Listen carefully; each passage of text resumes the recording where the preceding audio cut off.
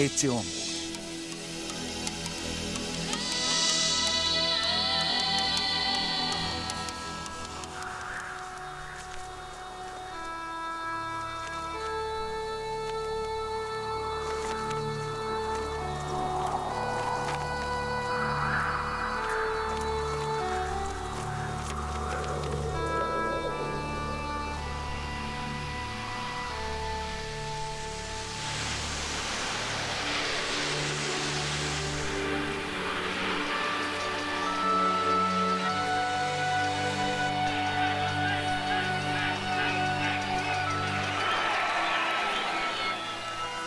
Os exemplos mais marcantes da importância da nacionalidade no mundo de hoje são demonstrações de fervor patriótico. O Estado. Distribuição Sinapse.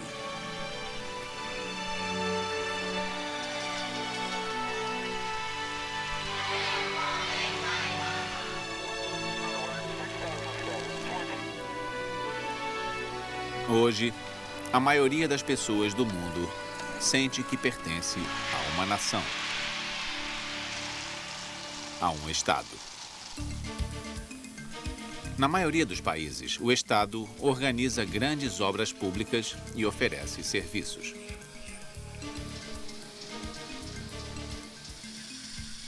O Estado regulamenta a economia e redistribui a riqueza.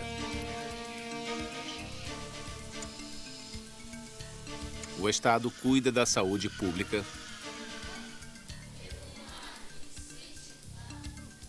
da educação aos seus cidadãos e é responsável pela preservação da cultura. O Estado também é responsável por defender suas fronteiras e manter a paz no seu território. Ele controla a movimentação de bens e indivíduos.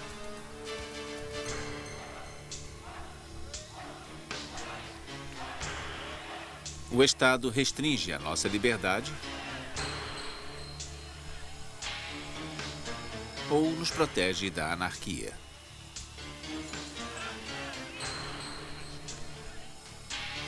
Nos países em que as pessoas não reconhecem as autoridades estabelecidas, o Estado geralmente se torna um sangrento campo de batalha.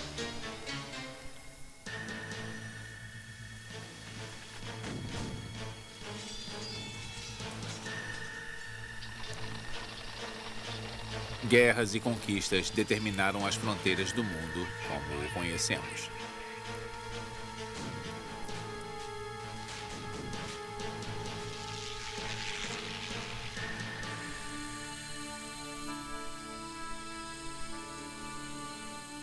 Hoje, não há um único pedaço de terra desabitada que não pertença a Estado algum.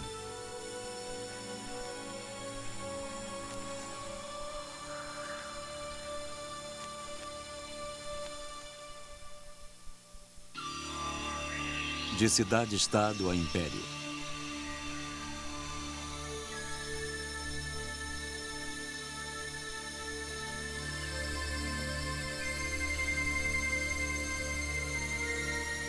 As primeiras cidades-estado surgiram na Mesopotâmia há cerca de 5.000 anos. Eram territórios com instituições públicas e poderes políticos estabelecidos.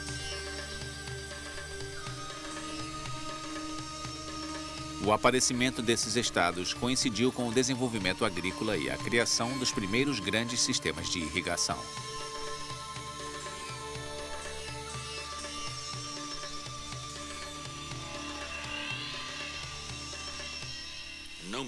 Os nômades podiam ir embora quando o coletor de impostos chegasse, mas se você dependesse de uma agricultura irrigada e fosse embora, morreria de fome. Se dependesse de uma figueira que leva 50 anos para crescer, também morreria de fome.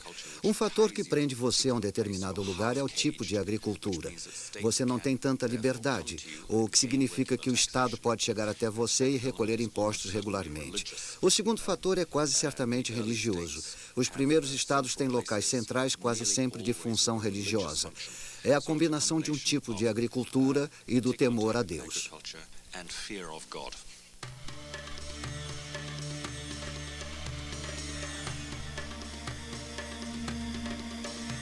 Os governantes das cidades-estado diziam representar os deuses na terra. Eles controlavam a produção de grãos e recolhiam o excedente como pagamento de impostos. Com outras potências, eles negociavam os grãos em troca de metais preciosos, madeira ou pedras destinados à construção de monumentos, templos e palácios.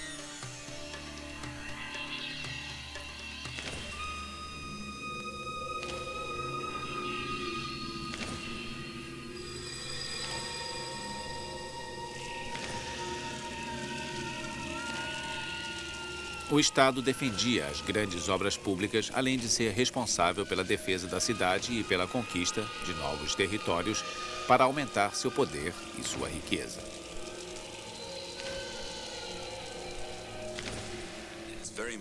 É muito importante saber que os estados são máquinas de fazer guerras. De forma simples, até 1880, não havia estado no mundo que gastasse menos de 50% de seus recursos em armas e defesa. São máquinas de proteção, luta e extração de recursos.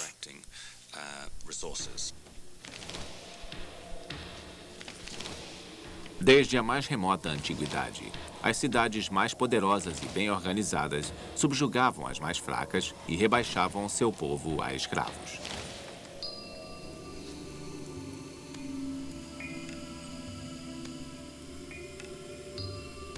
Formado por antigas cidades espalhadas ao longo do Nilo, o Império Egípcio foi comandado por poderosos faraós, que eram considerados descendentes diretos de Ra, o deus do sol.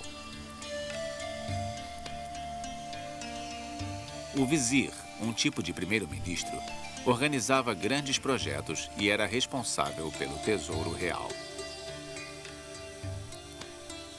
Ele comandava um exército de funcionários públicos. Esses funcionários registravam a população e garantiam que o poder central soubesse de tudo o que ocorresse no império.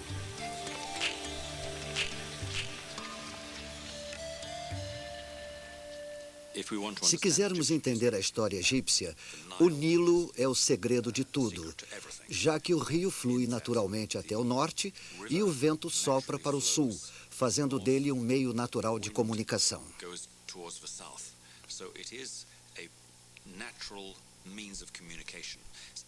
É muito importante saber disso. Na história, é muito difícil integrar grandes áreas para controlar territórios sem sistemas modernos de comunicação. O Nilo e, ocasionalmente, o Mediterrâneo, um mar interno relativamente seguro, fazem uma diferença enorme à formação do Estado. Daí a importância do Egito e do Estado egípcio.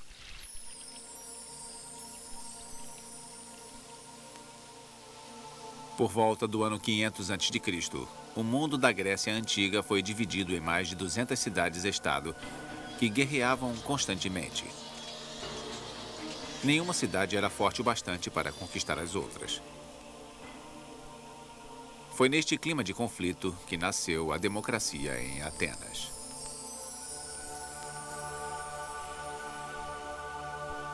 Os assuntos militares mudaram neste período. Em vez da guerra de cavalaria, a guerra de infantaria pesada se torna dominante. Esta infantaria utilizava armamentos pesados, um escudo em um braço, suporte e o maravilhoso elmo grego com a peça que descia até o nariz.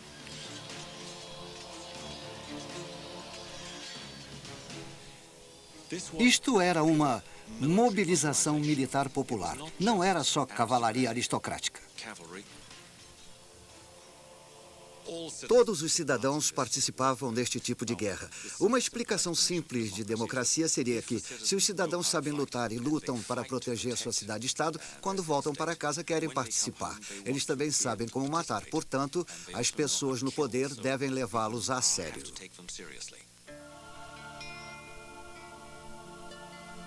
Com a democracia, posições importantes não eram mais reservadas a ricos dignatários. A partir de então, os líderes tiveram que ganhar apoio popular. Péricles, que era um bom orador, foi eleito 14 vezes em 30 anos. Nossa cidade é ótima. E o mundo inteiro nos manda seus produtos. E para aliviar a nossa fadiga, criamos várias diversões para a alma. Uma série interminável de competições e comemorações o ano inteiro. E construímos dependências luxuosas que nos dão prazer diariamente e eliminam a ansiedade.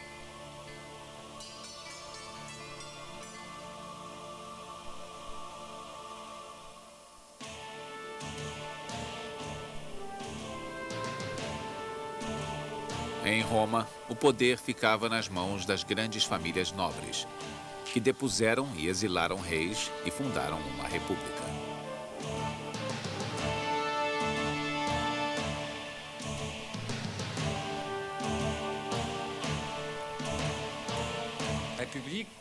República vem da expressão latina res publica. Literalmente significa a coisa pública ou pelo público. Ou seja, quando os jovens romanos atingiam a puberdade aos 16 anos, ganhavam a toga da virilidade, prestavam serviço militar e, em troca, ganhavam o direito de votar. Davam ao país alguns anos de sua vida e se tornavam cidadãos. A República era um governo tanto democrático quanto autoritário. O poder era partilhado pelos senadores da aristocracia romana e os magistrados e cônsules eram eleitos pelo povo. E o sistema durou 500 anos.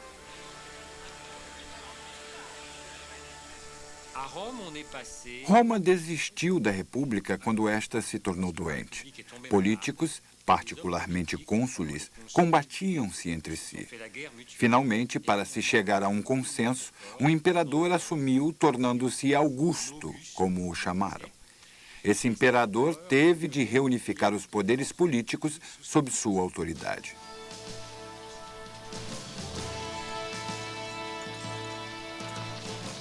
No ano 27 a.C., Octavius, o filho adotivo de Júlio César, que era um bom guerreiro, se autoproclamou imperador vitalício. Ele conquistou o Egito de Cleópatra e reconstruiu o mundo romano unificado ao redor do Mediterrâneo.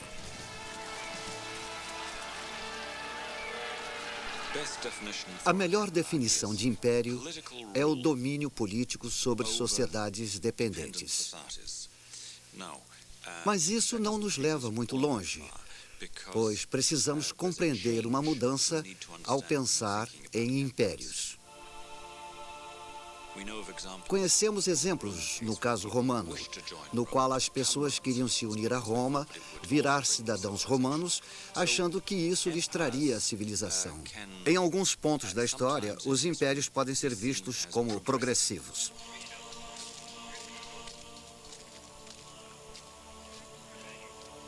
O Império foi o período em que grandes obras foram executadas. Aquedutos e estradas foram construídos. E o serviço postal imperial foi estabelecido nas províncias.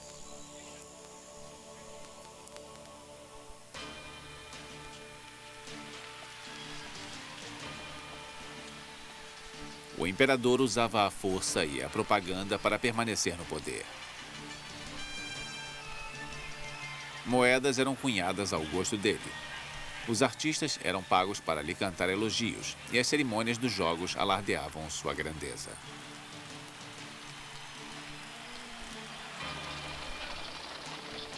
No século V, as tribos germânicas atacaram Roma e os imperadores não conseguiram mais manter a paz no reino. Os cidadãos buscaram a proteção dos guerreiros mais fortes. Era o final do Império Romano.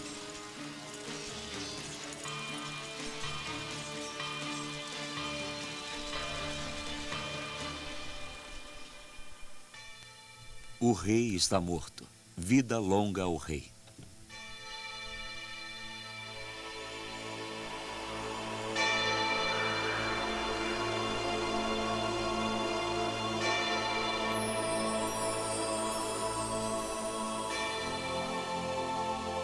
A igreja foi a única instituição romana que sobreviveu à Idade Média.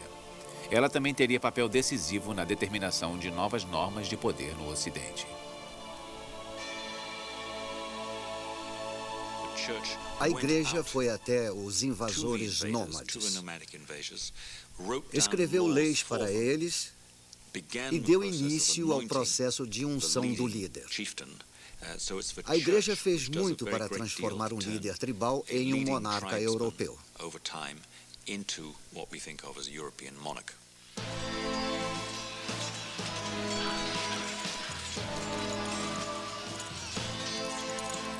Os lordes passaram vários séculos em guerra para anexar territórios.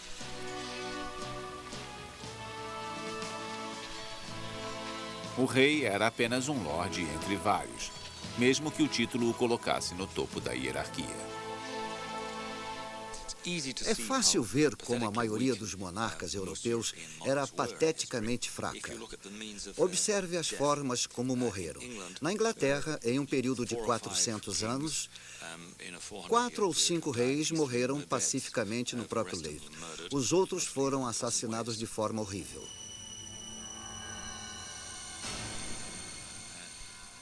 Os monarcas da Europa eram terrivelmente fracos.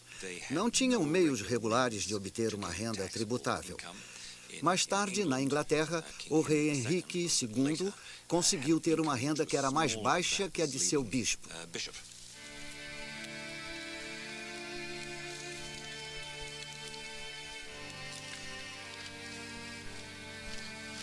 Sujeitos a uma pequena elite de lordes e cavalheiros, os camponeses levavam uma vida triste.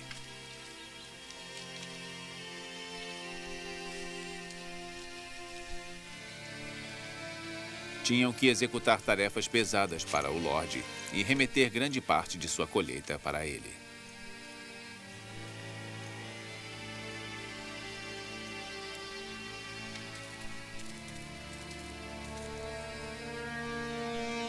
Quando os reis começaram a conseguir manter a paz em territórios maiores, os lordes perderam o papel de protetores. O oprimido campesinato começou a ver o rei como um salvador e uma fonte de justiça.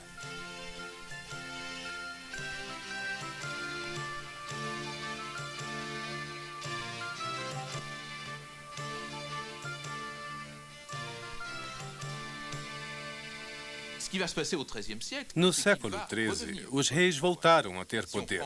Na França, no início do século XIII, o rei era Filipe Augusto, que foi um ótimo rei. Na metade do século, outro rei fez história, o rei Luís IX. No final do século, foi Filipe, o Justo, outro grande rei. Com esses 3 nomes, podemos ver o verdadeiro poder real sendo reerguido. Com o rei sendo o chefe de Estado. Um Estado novo que exige poder político sobre o seu território. E para ele, e somente ele.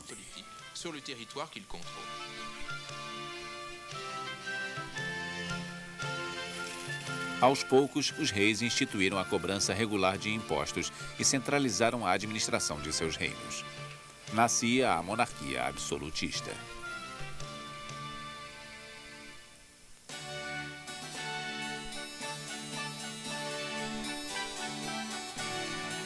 O sistema chegou ao auge com Luís XIV.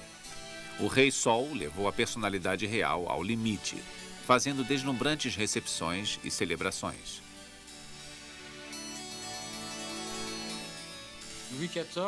Luís XIV declarou: "O Estado sou eu." Era uma verdade evidente. Como disse Bossuet, Luís XIV era um monarca por direito divino. Obteve seus poderes de Jesus Cristo e do Deus Pai. O imperador da China poderia dizer o mesmo, já que obtinha seu mandato do paraíso. O imperador do Japão, idem, já que era o Sol Supremo na terra do Sol Nascente.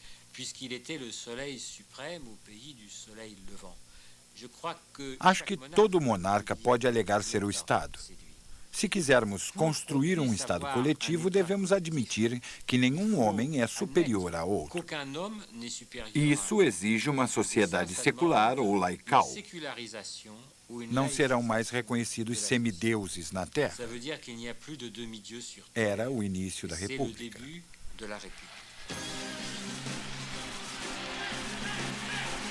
Em 1793, revolucionários da França executaram o rei e defenderam a igualdade entre os homens. A morte de Luís XVI simbolizou o nascimento de um Estado governado pelo povo.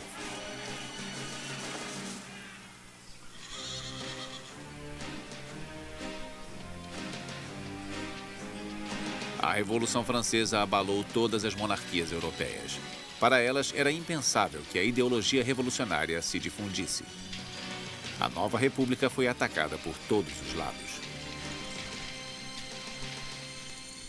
A Revolução Francesa teve um impacto enorme na história porque introduziu pela primeira vez o princípio da nacionalidade. Em 1792, na Batalha de Valmy, os soldados começaram a berrar: "Viva a nação!". Isso é de enorme importância, porque sugere que o povo, que se sente parte de uma sociedade e de uma unidade nacional, possui sentimentos muito fortes com relação ao seu Estado.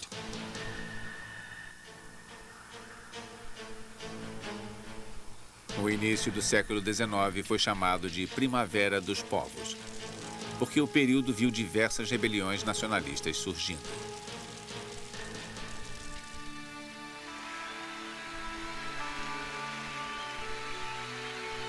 As nações não queriam mais se sujeitar a uma autoridade externa e exigiam um governo motivado a conquistar objetivos nacionais. Não existe um indicador único para a criação de uma nação. Ele pode ser religioso, como nas comunidades que se rebelaram contra o Império Otomano. Também pode ser étnico ou linguístico, mas isso varia. Não há um marcador único que funcione todas as vezes. Mas uma nação é o sentido de comunidade, normalmente com a memória histórica de união.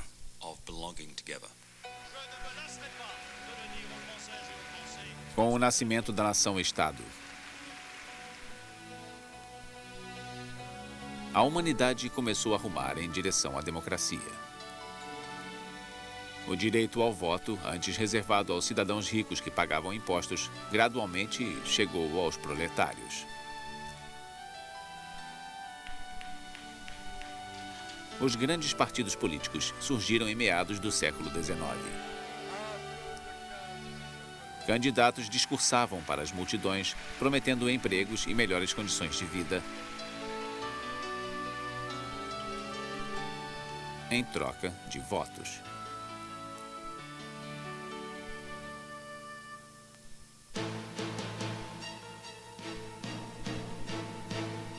No final da Primeira Guerra Mundial, a Rússia era o país menos desenvolvido da Europa. A fome e o abismo entre ricos e pobres causava descontentamento geral.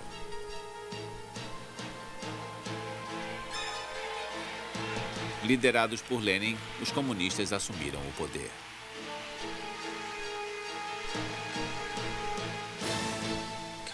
Karl Marx nos disse que, de certa forma, o comunismo era um estado natural, algo escrito no destino da humanidade, algo que os seres humanos desejavam.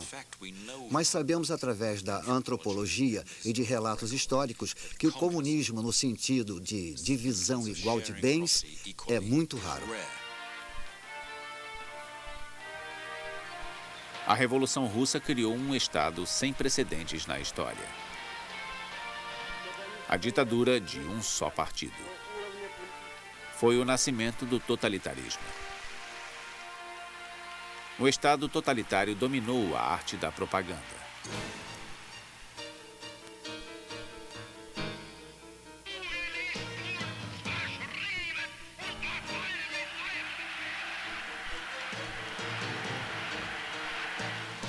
Ele exigia que os indivíduos não só obedecessem ao Estado, mas também pensassem como ele. O objetivo coletivo era mais importante do que o bem-estar individual. E a polícia servia para eliminar qualquer elemento indesejável.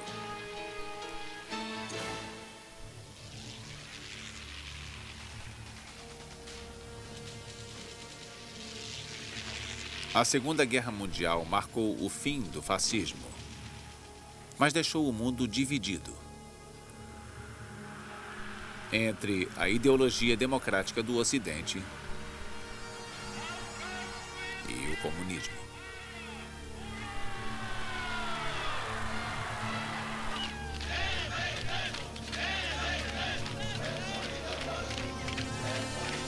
Em décadas recentes, a divergência popular no Bloco Leste contribuiu com a derrubada de vários governos.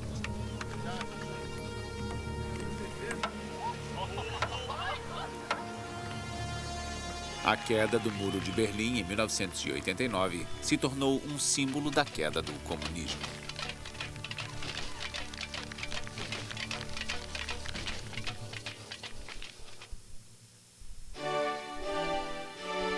Estados do mundo.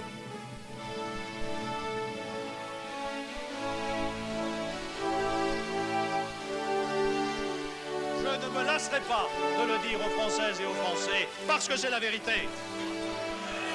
Un peu de calme, mes chers collègues. Hoje, mais da metade dos povos do mundo vive em uma democracia.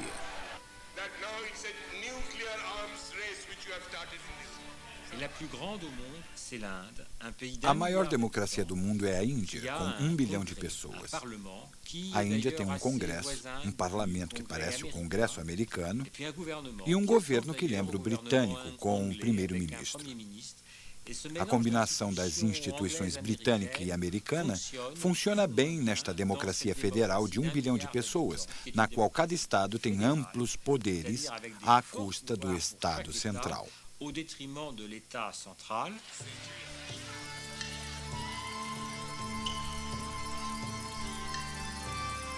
Os chineses compõem 1/5 da população mundial e ainda vivem em um regime político dominado por um único partido.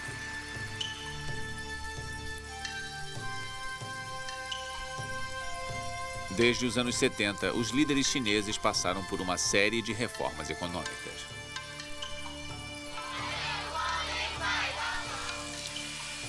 Eles privatizaram empresas, aboliram as comunas e abriram as portas para as tecnologias ocidentais.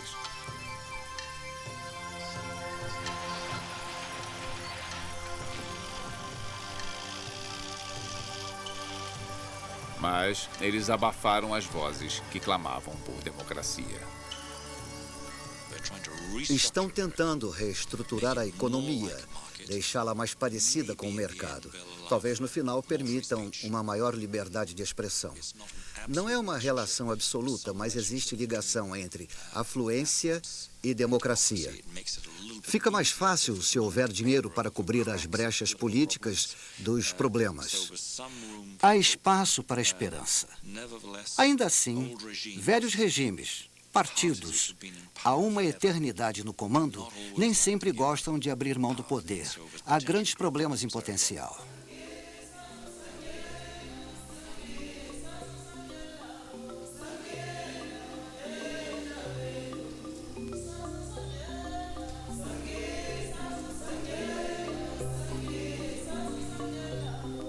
Na África, o conceito de Estado-nação é estranho à história e à cultura locais.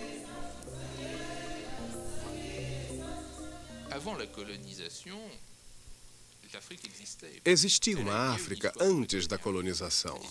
A África tem uma história pré-colonial e não tem nada em comum com as histórias das nações-estado. Ela é caracterizada pela mobilidade, o comércio e outros contatos. E uma forte estrutura de poder piramidal baseada em vila, tribo, reino e império. Essas formas variadas e complexas de poder político não lembram em nada a simplificação linear das nações-estado.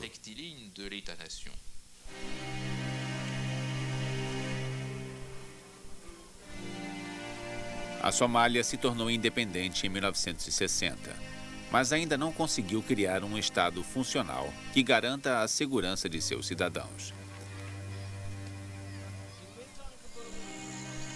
As regiões do país são comandadas por facções militares.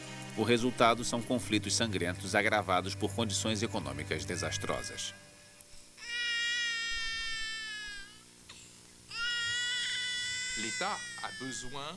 O Estado deve ser aceito, reconhecido por quem ele governa.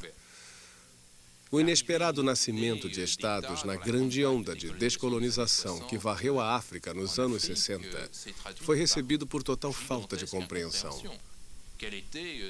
Qual era a forma institucional que nada tinha a ver com as tradições culturais, políticas e históricas dos povos africanos e subitamente surgiu tentando regulamentar tudo, até o comportamento de cada indivíduo?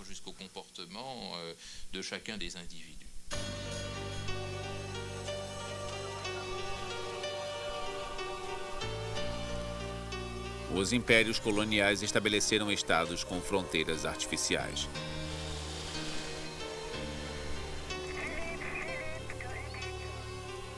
As populações que viviam nesses territórios não necessariamente tinham cultura, língua ou religião em comum.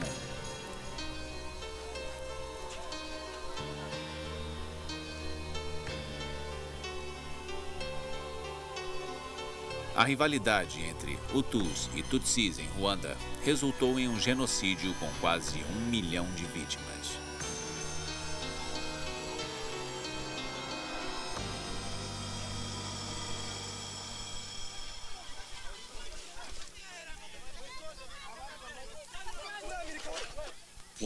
Uma generalização sobre a democracia, feita por John Stuart Mill e muitos pensadores desde aquela época, é que a democracia funciona melhor quando a questão da nacionalidade está resolvida. Se houver muitas suposições partilhadas, é mais fácil ter democracia. A democracia é um mundo em que nós nos amamos uns aos outros o bastante para poder discordar.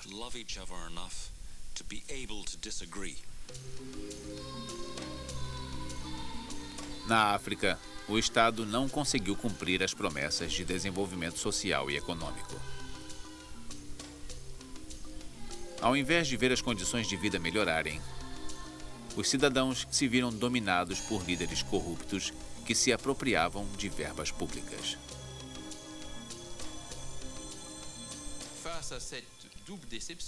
As pessoas na África e na Ásia que se decepcionaram com o estado cultural e materialmente tendem a buscar outras identidades e compromissos de lealdade, procuram outras formas de governo.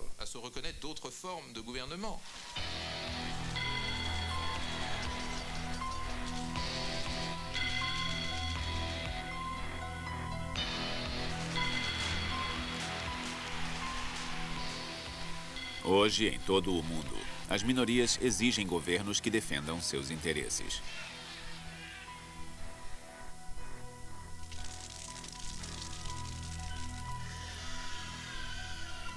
Quando as pessoas não acham que as políticas de seu governo as representam, sérios conflitos ocorrem.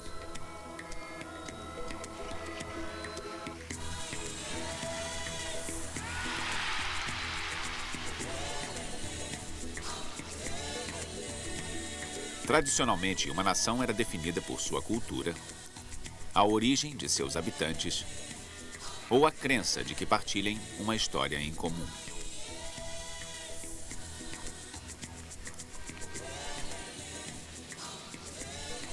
Estes grandes princípios fundamentais de uma nação se aplicam cada vez menos atualmente. Em países que aceitam imigrantes de todos os continentes, a questão da identidade nacional vem em primeiro plano.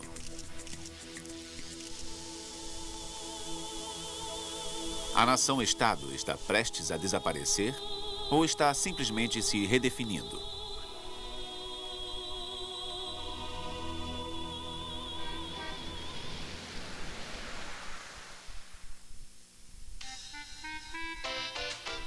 Intervenção do Estado.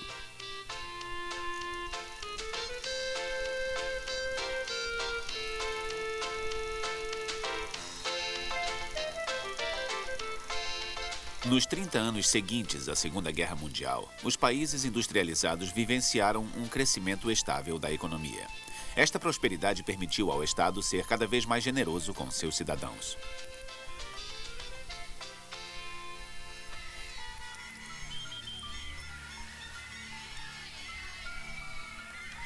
Desde os anos 70, as crises com a verba pública forçaram o Estado a reduzir os funcionários públicos e os serviços à população.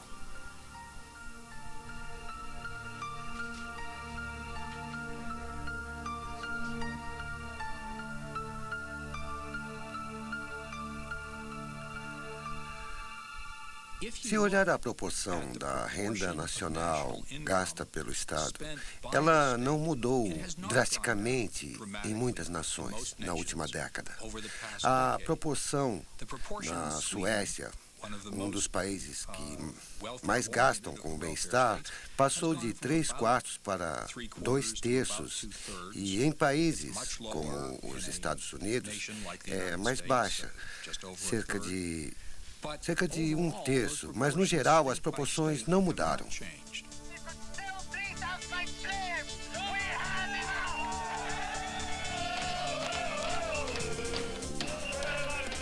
O problema do estado de bem-estar é que sua renda não aumentou de acordo com as necessidades da população.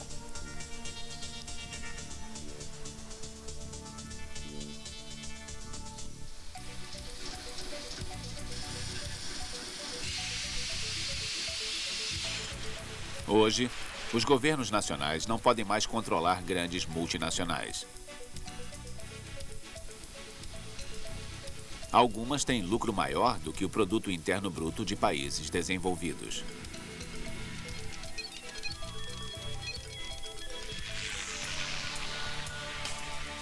No mundo da globalização, o Estado não pode mais impor normas e proteger os trabalhadores.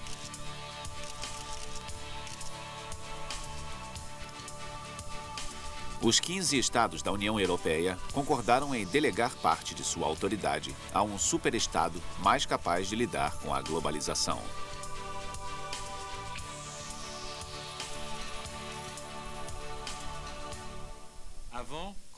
Antes, quando as coisas davam errado, pedia-se ajuda ao Estado. Hoje, na Europa, quando há um problema, você pede ajuda à comunidade europeia.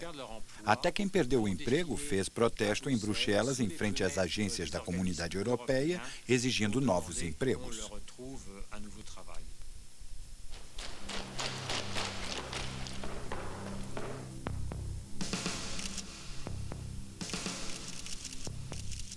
Tapetes vermelhos e honras à parte, os chefes de Estado estão perdendo seu poder?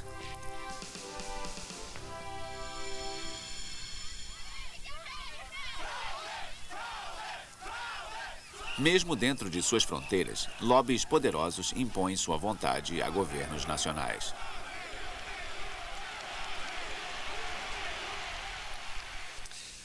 No mundo, o poder do Estado-nação estará finalmente acabando? Não tenho certeza. Se olharmos diferentes partes do mundo, dentro da União Europeia, é verdade que perderam certo poder para a política monetária. Ela está centralizada, mas acho que a União é um fórum internacional. E, em geral, se os Estados se renderam a alguns poderes, eles também ganharam outros. Queremos que o Estado aprove leis que nos proíbam de fumar. Acho que o poder do Estado está se diversificando.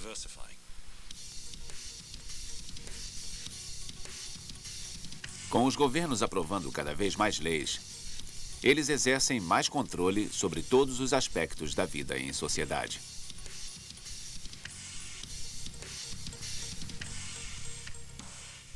Muita gente pergunta até que ponto o Estado deve entrar na nossa vida particular. Se quero andar de motocicleta, o Estado deve poder me mandar usar capacete, ou óculos, ou botas. E se eu quiser andar de roupa de banho, sem capacete, e correr o risco de ficar com o corpo em carne viva se cair da moto, como aconteceu comigo na juventude, Algumas pessoas acham que eu deveria poder. Eu não acho isso certo. Devemos tolerar algumas leis para a nossa proteção. Em parte, porque não são para nossa proteção individual. Não somos apenas indivíduos. Somos pessoas que representam uma comunidade política.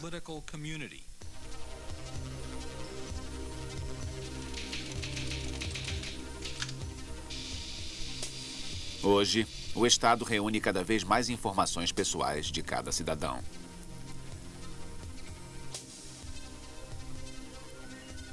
Esta prática é perturbadora. A intromissão do governo em nossa vida privada pode fugir ao controle?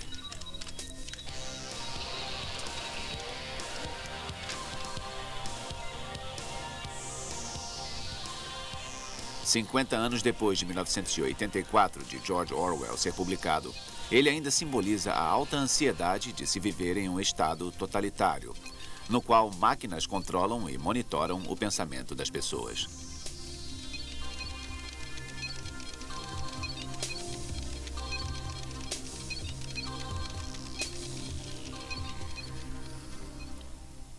No livro 1984, de Orwell, havia câmeras de TV na casa das pessoas. Não havia privacidade. Quando o personagem principal queria privacidade e a namorada dele queria sair para caminhar na floresta, havia câmeras secretas. Nós não temos câmeras na casa das pessoas, nem em florestas. O mundo está bem menos autoritário do que nos anos 40 e 80.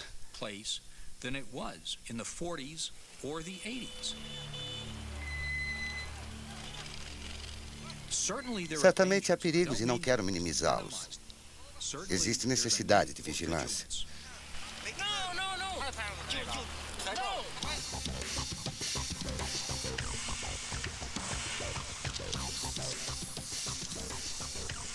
O Estado é sempre tido como um empecilho à liberdade. Mas poderíamos viver em um mundo sem Estados?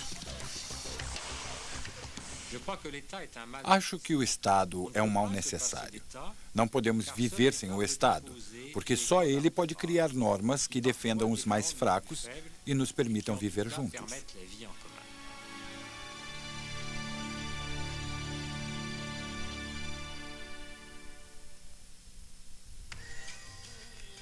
Um mundo, um Estado.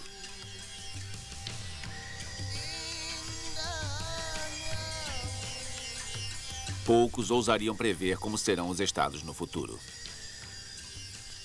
Aceitaremos grandes entidades políticas? Ou nos fragmentaremos em nações cada vez menores?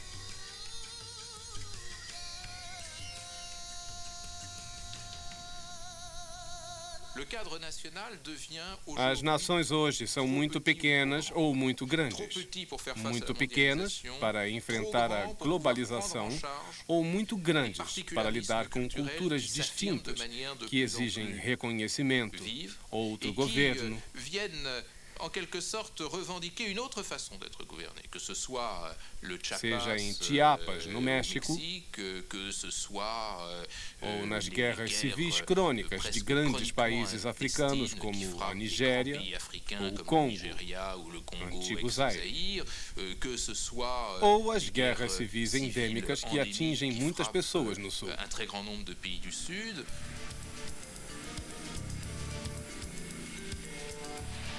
Até pouco tempo atrás, o Estado controlava todas as políticas nacionais e internacionais.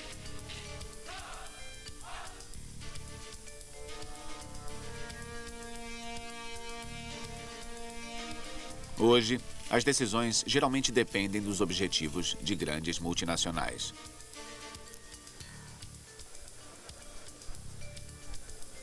Criada originalmente para incentivar os países a negociar ao invés de guerrear, a Organização das Nações Unidas é formada por 185 países e emprega mais de 52 mil funcionários públicos. Desde a fundação, a ONU gerou muitos tratados internacionais. that the summit renew the call for eradication of poverty, because I'm convinced that poverty and peace cannot coexist. Qual é a melhor forma de combater a doença? Hoje pode ser combatida só em um país, quando se tem aviões, navios, trens, ônibus, carros e bicicletas atravessando fronteiras. As pessoas podem infectar outras em outros países facilmente. É preciso combater doenças internacionalmente, através, por exemplo, da Organização Mundial de Saúde e das Nações Unidas. Da mesma forma, a Unesco pode fazer muito pela educação em Paris e no mundo todo.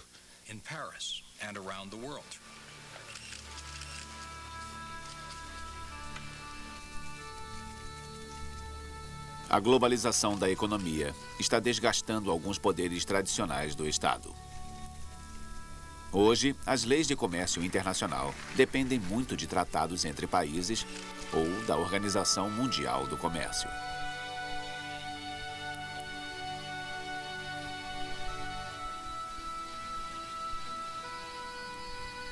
Na Assembleia Geral da ONU, as forças econômicas e militares mais poderosas ditam o rumo a ser tomado.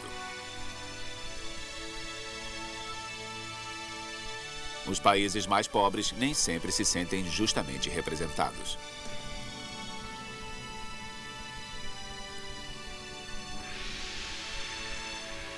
É possível imaginar um mundo em que cada habitante reconheça um governo mundial?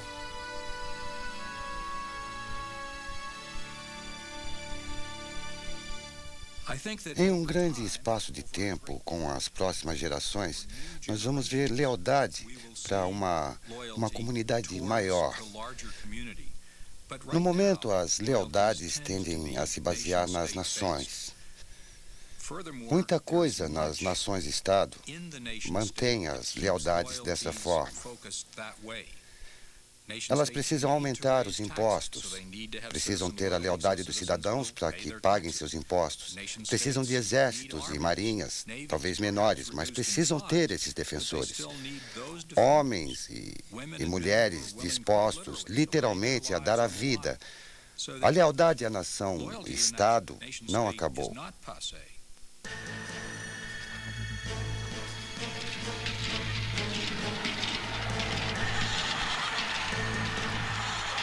Em toda a história, a humanidade tentou modificar a estrutura do Estado.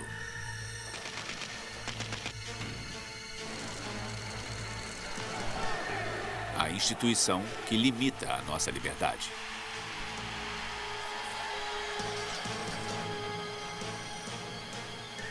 O povo ainda tem uma arma, a revolta. Rebelando-se, ele pode tomar de volta com uma mão o que deu com a outra poucos anos antes. A história teve períodos de monarquia e anarquia desde o início da política.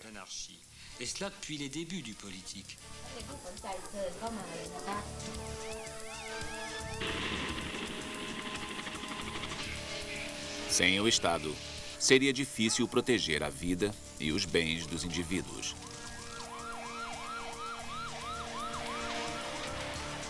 Nós teríamos que fazer nossas próprias leis. Apesar de todas as desvantagens da autocracia, da monarquia e das restrições impostas, as pessoas quase sempre se voltam e se submetem a alguma forma de poder. A longo prazo, a anarquia é pior do que o poder.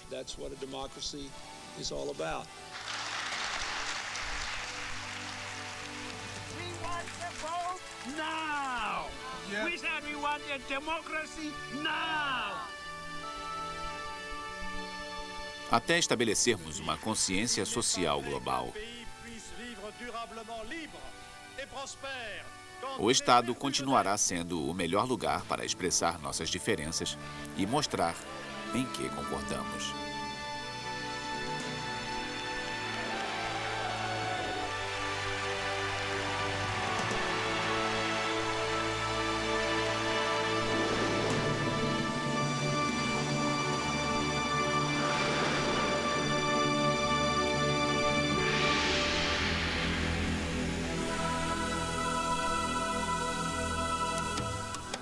Versão brasileira, Audio News.